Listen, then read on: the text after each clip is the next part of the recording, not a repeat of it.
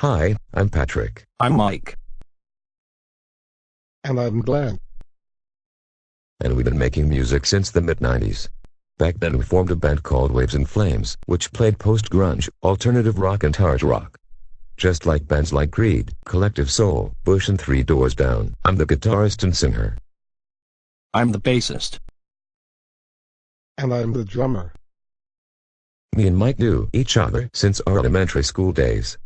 And then in college both of us met Glenn, and Glenn sooner afterwards had a crush on Pat's 1-year older sister, who's now his wife and mother of his 4 children. And soon afterwards all of us discovered our love for music and realized all of us were able to perform a different instrument, and so it was very clear for us.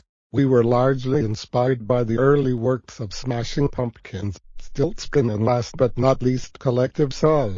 It was in December '95 that we got together and started making music. And less than a year later only, our first self-titled album, which contained 10 tracks, was out. We were way quicker than many bands before us. It was a bit disappointing that we missed the charts, because we were on a small label, but now I think it was good. And that is where we're getting to the main point of this video. It is to prove that the music industry is anything but harmless. We can show this with historical facts. We had a song called Kurt on our debut album, which was, as the name already says, dedicated to Kurt Cobain. It was the album's only song that Mike wrote. Kurt's backgrounds, however, may shock you.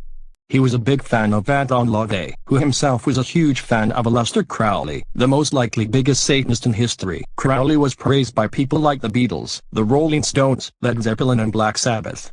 Their occult roots are undeniable. A complete loss of morality. I mean, why do we keep hurting others and only think about own best? Why do people whine about guns, but at the same time choose to sacrifice babies? Back to Kurt, there is no reason to doubt his talent, but sadly he had to pay a heavy price. The truth is, had we signed the big contract, they would have dictated us to. I'm not sure if they really get to write the lyrics they want. I can testify that. I first started as a hip-hop producer. I eventually returned to producing rap, and now I'm doing several styles. But back to the main subject. It has been said about Kanye West that he sacrificed his own mother to get famous, which could be true. Of course, just my humble opinion, but it's not the only example. See Puff Daddy's success after Biggie's death. The world today is getting more and more controlled. I voted for Trump in 2016, but now I realize that the word government is Latin for mind control. Also, do you realize that music today is getting dumber and the music video less and less talented? There always had been corruption, but it was never as bad as it is now. You want to know which music we prefer? We eventually restored this band, but in the meantime we also created individual projects. I started getting into neoclassical metal. It also must be noted that music is something that can manipulate us easily. Remember the scene of the Titanic where My Heart Will Go On is playing? Now guess what happens if you replace it with a ragtime song that played in the cinemas during the pre-war era? You wouldn't see it as a romantic scene anymore, trust me. I always loved grunge and metal and still enjoy it, but I also had needed a diet.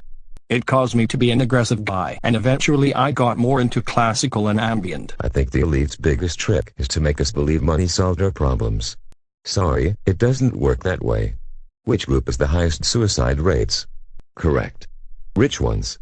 That is why we decided to stay underground and to play for music, not for money. Yes, I do have 5 children, but also a job. What matters is that you raise your children right. Which leads me to another, the final, but most important point. Morality gets ignored more and more. Of course, those lyrics already existed in the 60s, but look at what's going on today. Now even little children get to listen to sexual pop songs. Seriously. Does our youth already have to face that filth? The New World Order consists of 2 groups. Those who love to ban everything and create strange laws, but also those who hate everything that is conservative in any way. If you look at all those drag queens in our schools, do you think that is seriously a good example for our kids? What's next? Naked chicks. That's why public schools are bullshit. I remember the attacks that rapper T.I. got only recently when he took his daughter to a virginity test.